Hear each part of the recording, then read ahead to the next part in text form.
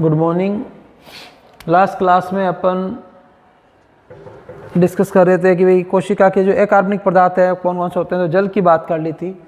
ठीक है, आज अपन स्टार्ट कर रहे हैं खनिज पदार्थ, सेकंड पॉइंट कि जो अकार्बनिक पदार्थ होते हैं उनकी बात कर रहे थे कि भाई जल कितना होना चाहिए, इसकी बात की थी। आज स्टार्ट करते हैं खनिज पदार्थ कि भाई खनिज पदार्थ क्या होते हैं, किस प्रकार से, इसकी बात करते। देखिए कि पौधे व जंतु जो होते हैं उनके उत्तों को पूरी तरह से जलाने पर, ठीक है, तत्व जो है वो भस्म के रूप में शेष रह जाते हैं। ये बात अपन कल की थी कि जब भी अपन को किसी तत्व पौधे के बारे में कौन कौन से तत्व पाए जाते हैं तो उनका अध्ययन करने के लिए क्या करना पड़ता है, उसको पहले पूरी तरह से जलाना पड़ता है। तो जलाने के बाद जो भस्म बचती है उस भस्म के रूप में शेष रह जाते हैं और उसे क्या कहते हैं, खनिज पदार्थ या खनिज तत्व कहते हैं। कि जो भस्म बचती है उस भस्म में जो आपके तत्व पाए जाते हैं, शेष तत्व रह जाते हैं, उन्हें क्या कहा जाता है, आपके खनिज पदार्थ या क्या कहते हैं, खनिज तत्व कहते हैं।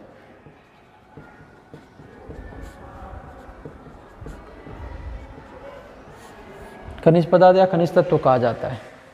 ठीक है, अब इसके आगे देखिए कि जब किसी जीव या उसके किसी उत्तक से उस ताप पर, ठीक है, कि भाई किसी जीव या उसके किसी उत्तक को भी, या किसी जीव को ले सकते हैं, किसी उत्तक को ले सकते हैं, उसको उस ताप पर, उच्च ताप, उस ताप कितना, कि 400 से 600 डिग्री सेंटीग्रेड, तो उच्च ताप पर क्या करते हैं, किसी ओवन के अंदर, ओवन का मतलब आप जानते हो कि वस्तु को गर्म करने के लिए उपकरण जो है उसे बोलते हैं ओवन, आप जानते हैं, सामान्य बात है। ठीक है, तो ओवन में 10 से 15 घंटे तक रख देते हैं। कितने घंटे तक? 10 से 15 घंटे तक। ठीक है, तो 10 से 15 घंटे पर रख देते हैं तो उसके जो भी कार्बनिक पदार्थ वो क्या हो जाते हैं, अपघटित हो जाते हैं। कि जो कार्बनिक पदार्थ है वो क्या हो जाते हैं, अपघटित हो जाते हैं,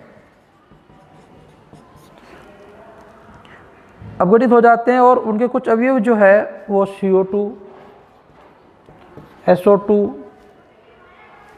NH3, N2,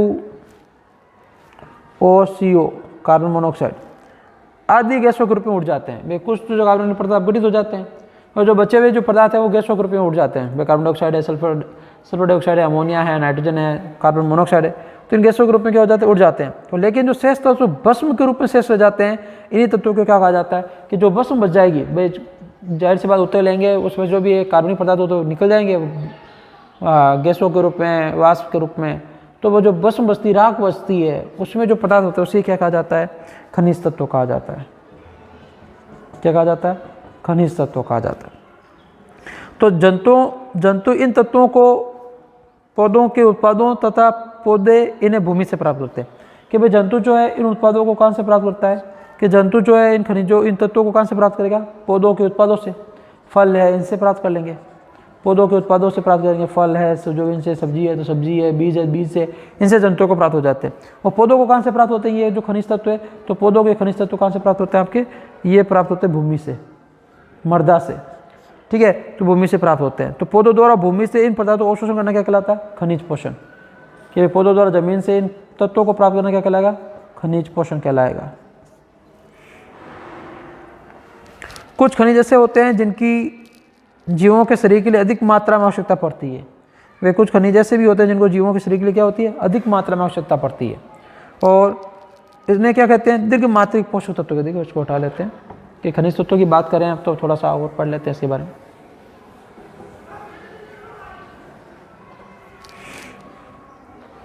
कि वे कुछ खनिज जो होते हैं उनकी क्या होती है, जीवों को अधिक मात्रा में आवश्यकता पड़ती है। तो अधिक मात्रा वाले खनिज जो होते हैं कौन कौन से, उनकी बात करने वाले, तो इन्हें क्या कहते हैं, दीर्घ मात्रिक पोषक तत्व कहा जाता है। क्या कहेंगे, दीर्घ मात्रिक पोषक तत्व कहेंगे। कौन कौन से हैं, जैसे nitrogen, simple nitrogen, phosphorus,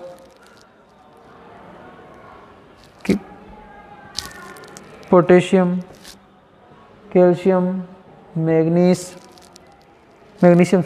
sulphur, iron, ये सभी क्या है, दीर्घ मात्रिक तत्व है। ठीक है, 3 3 6 2 8, जिनको जीवों को इनकी आवश्यकता ज़्यादा पड़ती है। ठीक है, इनको अधिक मात्रा में लेना पड़ता है। और कुछ ऐसे खनिज तत्व जिनकी अल्प मात्रा की आवश्यकता होती है, ठीक है, तो अल्प मात्रा वाले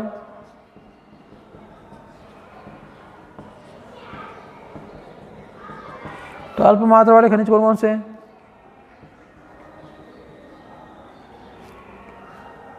सूक्ष्म मात्रिक पोषक तत्व।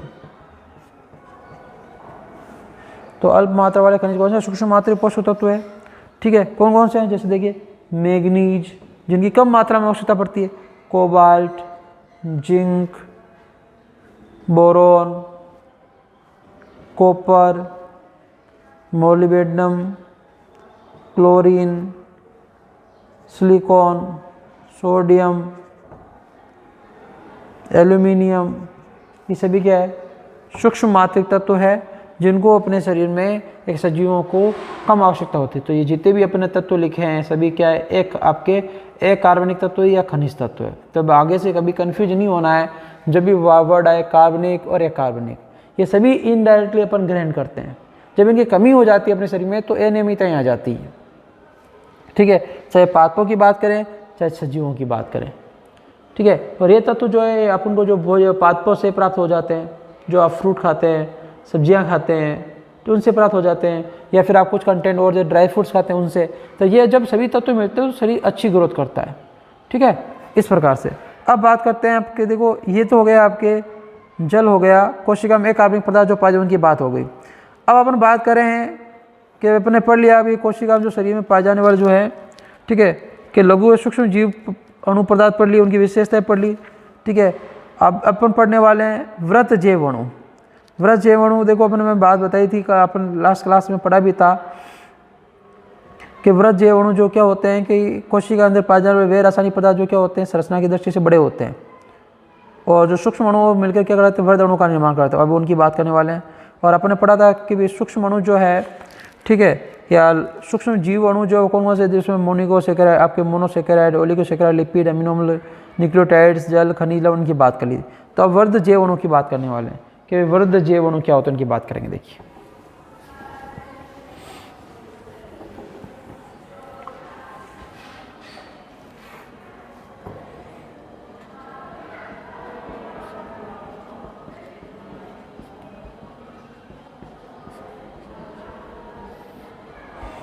वृत्त जैव अणु क्या है? कि अम्ल के घुलनशील भाग में पाए जाने वाले सभी यौगिकों की सामान्य विशेषता है कि इनका अणुभार जो 18 से लेकर 800 डाल्टन के आसपास होता है।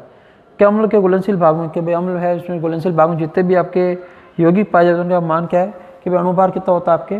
देखिए काम की चीज़ नहीं ज़्यादा अपने, अणुभार जो है घुलनशील पदार्थ 18 से 800 डाल्टन, आपको पता है डाल्टन वगैरह उन्होंने अपने मापांक के लिए इकाई दी थी। तो अम्ल अविलयंस में केवल 4 प्रकार के कार्बनिक यौगिक आते हैं। कि अम्ल में जो है विलय नहीं हो, कि अम्ल जो विलय नहीं होते हैं, ऐसे कुछ 4 कार्बनिक पदार्थ हैं कि जो अम्ल के अंदर विलय नहीं पाए होते हैं। तो 4 कार्बनिक पदार्थ कौन कौन से हैं? ठीक है, एक तो प्रोटीन्स है, दूसरे जो आपके न्यूक्लिक अम्ल है,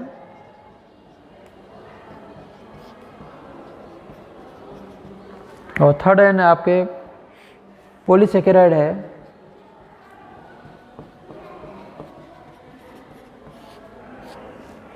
और लास्ट है आपके लिपिड्स। कि ऐसे 4 आपके 4 कार्बनिक पदार्थ हैं जो जल के आपके अम्ल के अंदर क्या होते हैं? विलय नहीं होते हैं। और लिपिड के अतिरिक्त इन श्रेणी के यौगिकों का अणुभार 10,000 डाल्टन या इससे ऊपर होता है। कि लिपिड को छोड़कर जितने भी है पॉलीसेकेराइड, न्यूक्लिक अम्ल, प्रोटीन्स, इन सब का अणुभार जो है, ठीक है, वो कितना होता है? 10,000 डाल्टन से अधिक होता है। तो आप अंदाजा लगाइए कितना ज़्यादा मान होता होगा। तो 10,000 डाल्टन से इनका मान ऊपर है। इस कारण से जैव अणु या जीवों में मिलने वाले रासायनिक यौगिकों को 2 भागों में बांट रखा है, ठीक है, कि भाई जितने भी जैव अणु हैं इनको 2 भागों में बांट रखा है। पहला कौन सा भाग और दूसरा कौन सा, इसकी बात करना। पहला है कि जिनका अणुभार 1000 डाल्टन से कम होता है, और उससे क्या कहते हैं? सूक्ष्म अणु या जैव अणु कहते हैं। कि भाई जिनका क्या होता है आपके अणुभार जो है कितना हो? 1000 डाल्टन से कम हो, उसे क्या कहते हैं? सूक्ष्म अणु या जैव अणु कहते हैं।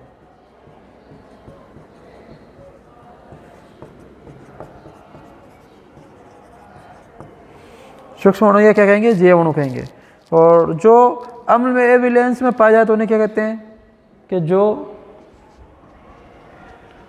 अम्ल में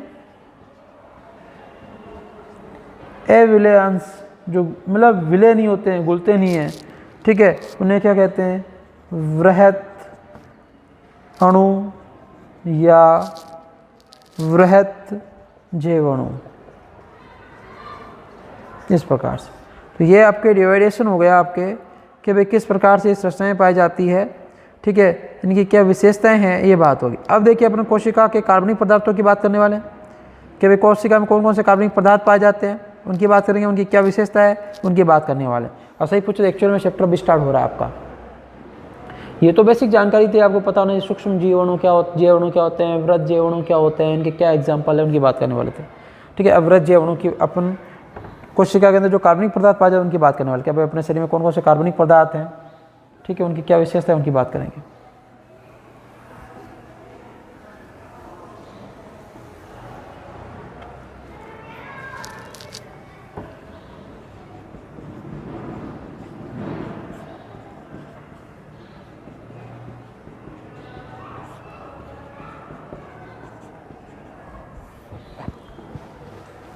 कोशिका के कार्बनिक पदार्थ की बात करते हैं। देखिए कि कोशिका का अधिकांश भाग जो होता है वो कार्बनिक पदार्थों का बना होता है। देखिए कार्बनिक पदार्थ कौन कौन से, देखिए नाम लिख रहा हूं मैं, कार्बोहाइड्रेट,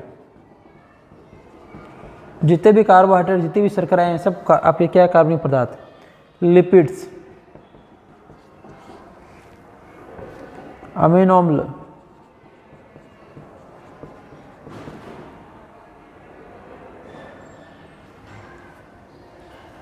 अमीनो अम्ल, ठीक है, और प्रोटीन्स, न्यूक्लियोटाइड। देखो 12 वर्ड आ रहा है न्यूक्लियोटाइड, अभी थोड़ा बता देता, फिर डिटेल में पढ़े, थोड़ा सा समझा देता हूँ। न्यूक्लिक अम्ल,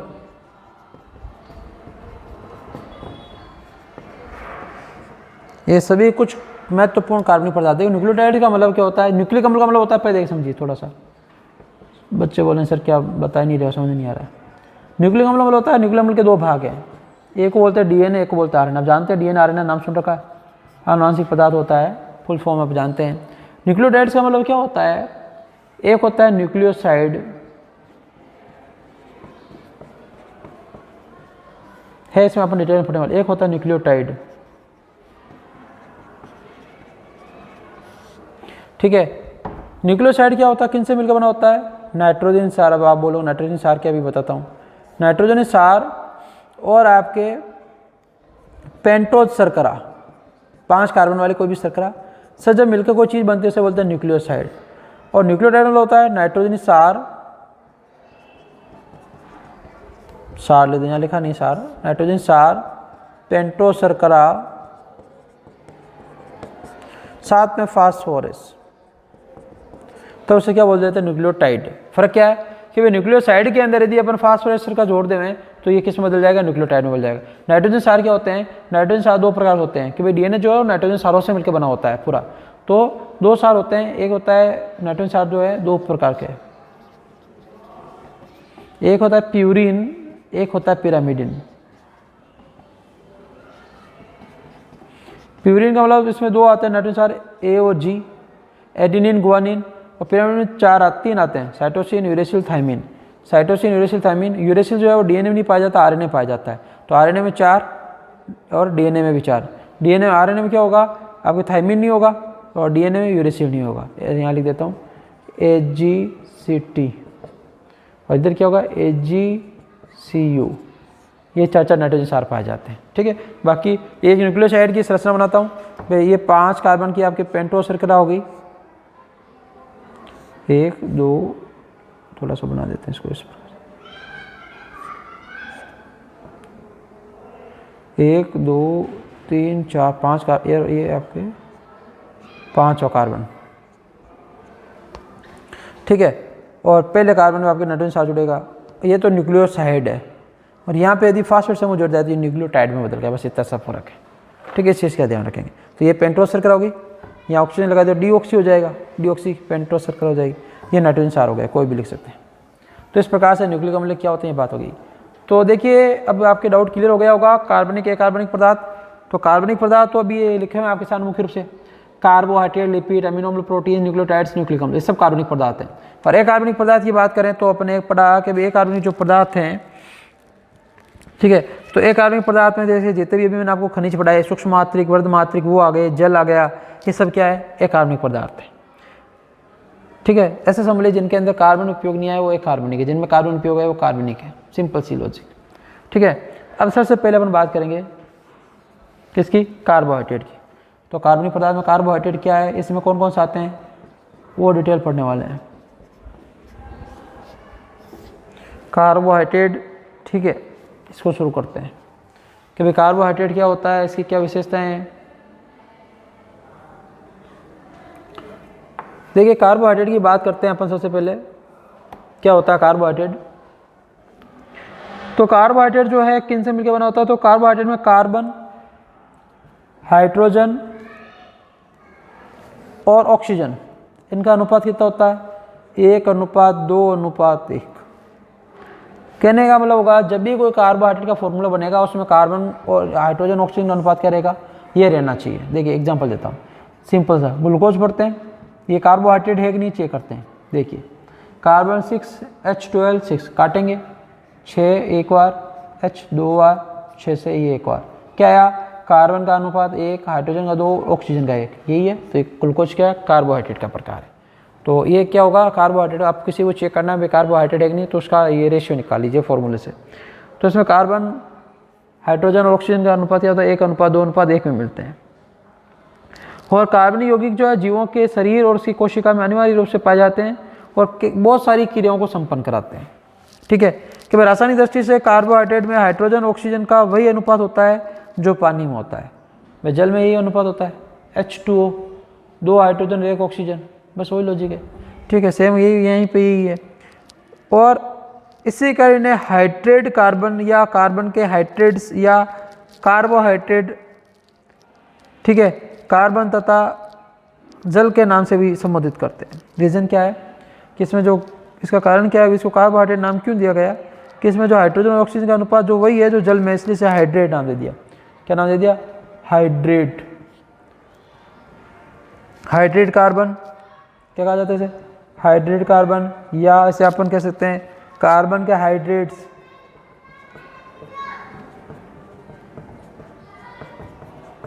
कार्बन के हाइड्रेट्स, ये से क्या कहते हैं, कार्बोहाइड्रेट। तो ये इसके कुछ नाम दिए गए हैं।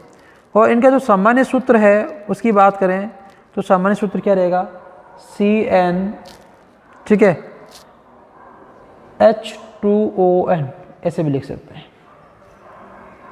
ठीक है, कैसे कि भाई कार्बन जो भी आप, N का मतलब जो भी आप संख्या ले रहे हो कार्बन की, 1 2 जो भी, तो ये आपकी N होगी। और आपके हाइड्रोजन को आपको जो N उसको 2 से गुणा करना पड़ेगा। ऑक्सीजन को देखो फॉर्मूला पर सिंपल सी बात करें, जैसे ग्लूकोज है, ठीक है, इसका क्या है, C6H12O6, ठीक है, या इसको ऐसे भी लिख सकते हैं C6H2O6। ये क्या है, आपके ग्लूकोज हो गए। सामान्य रूप से गुणा करेंगे इसको इस प्रकार से, तो 6 दूनी 12 और ये 6 कोष्ठक खुलेगा, तो इस प्रकार से जाएंगे। तो एक ही बात है।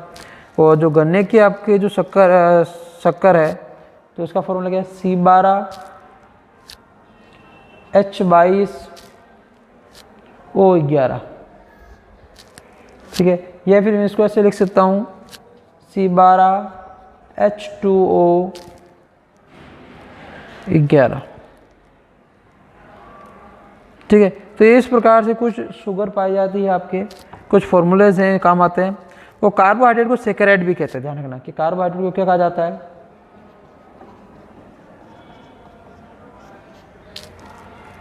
तो किस नाम से भी जाना जाता है, सेकेराइड।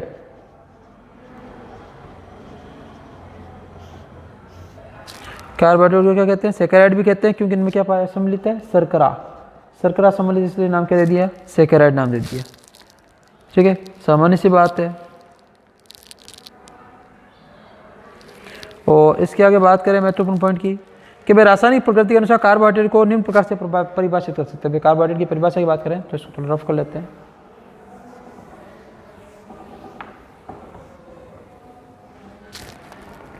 कि कार्बोहाइड्रेट वे यौगिक हैं, ये आपको लिखनी है कि यह वे यौगिक हैं जो पॉलीहाइड्रोक्सी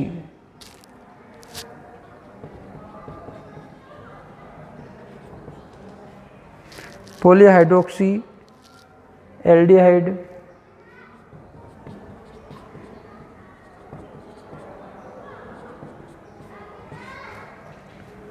या पॉलीहाइड्रोक्सी एल्डिहाइड या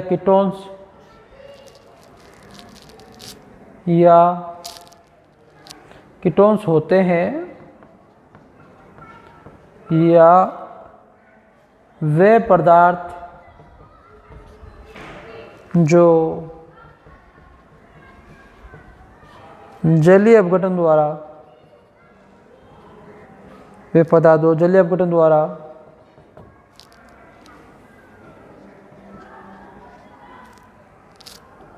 पॉलीहाइड्रोक्सी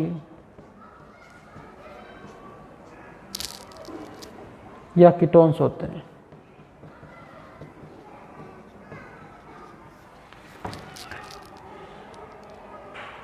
मतलब सिंपल सी परिभाषा के वे यौगिक जो जल अपघटन द्वारा क्या करते हैं कि वे कार्बोहाइड्रेट क्या है कि वे कार्बोहाइड्रेट जल अपघटन द्वारा क्या देंगे, पॉलीहाइड्रोक्सी एल्डिहाइड व कीटोन देंगे, तो उसे क्या कहा जाएगा, कार्बोहाइड्रेट कहेंगे।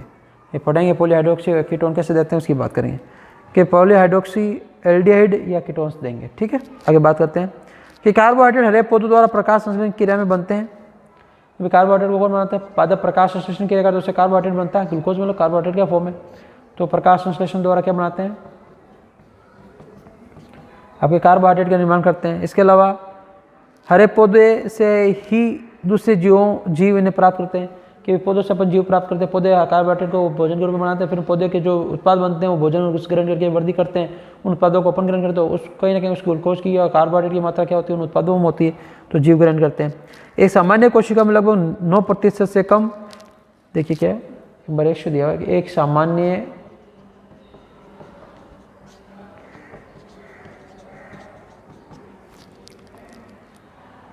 कोशिका में लगभग 9% से कम, लेकिन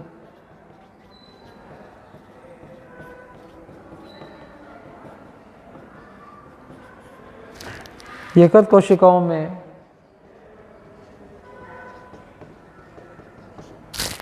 इनकी मात्रा 15% होती है, किनकी, कार्बोहाइड्रेट की।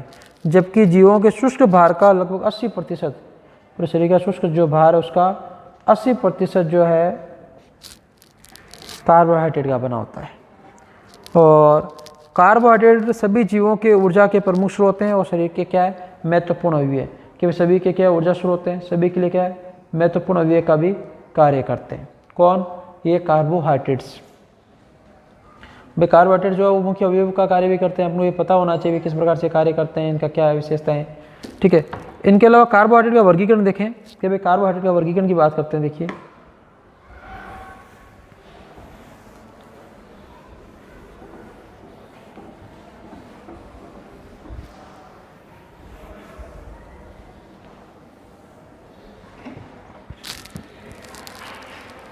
तो कार्बोहाइड्रेट का वर्गीकरण है मुख्य रूप से इसको 3 समूह में बांट रखा है। तो अपनी हेडिंग क्या है, कार्बोहाइड्रेट का वर्गीकरण। इसका वर्गीकरण क्या है, तो इसको आणविक संरचना व रासायनिक गुणों के आधार पर, ध्यान रखना हमेशा किसी भी चीज़ का वर्गीकरण किया जाता है उसका आधार ध्यान रखना है, किस आधार पर किया गया है। तो यहाँ पर आधार क्या है, आणविक संरचना व रासायनिक गुणों के आधार पर 3 भागों में बांट रखा है। कौन कौन से 3 भाग है, फर्स्ट है मोनोसेकेराइड्स, दूसरा है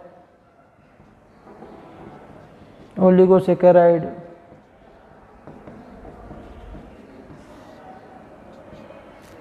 और तीसरा है पॉलीसेकेराइड।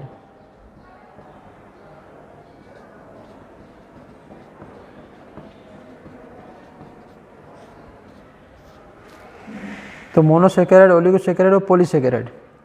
तो मोनो तथा ओलिगोसेकेराइड को सामान्य शर्करा भी कहते हैं। इन्हें क्या कहा जाता है? सामान्य रूप से शर्करा भी कहा जाता है। ठीक है, क्योंकि ये स्वाद में सामान्यतः कैसे होते हैं? मीठे। तो ये स्वाद में मीठे होते हैं और ये सरल व सूक्ष्म जीवाणु वाले होते हैं। कि क्या है? सरल व सूक्ष्म जीवाणु है। ठीक है, सूक्ष्म जीवाणु है, जीवाणु है। इनको सरल कार्बोहाइड्रेट के नाम से भी जाना जाता है। क्या कहा जाता है? सरल कार्बोहाइड्रेट भी कहा जाता है। जबकि पॉलीसेकेराइड जो है वृहद अणु वाले जटिल कार्बोहाइड्रेट है। तो वृहद अणु वाले, वृहद अणु है, वृहद जैव अणु है, और क्या है? जटिल कार्बोहाइड्रेट है। तो अब अपन जो है इनका वर्गीकरण कर लिया। अब इनके बारे में अपन पढ़ने वाले हैं, जो नेक्स्ट क्लास में बात करेंगे। अब सभी शर्करा, मोनोसेकेराइड, ओलिगोसेकेराइड क्या है, इनकी क्या विशेषताएं, इनमें कौन कौन से इनके एग्जाम्पल है, इन सब की बात अपन नेक्स्ट क्लास में करेंगे। कि मोनोसेकेराइड जो है इसमें कौन कौन से आते हैं, अब ये पॉलीसेकेराइड में कौन कौन से आते हैं, इनकी क्या संरचना है, उनकी बात करेंगे। तो आज के लिए अपन इतना ही पढ़ेंगे। बाकी जो भी है उसकी बात जो है अपन नेक्स्ट क्लास में करेंगे। तो आज के लिए इतना ही। बहुत बहुत धन्यवाद।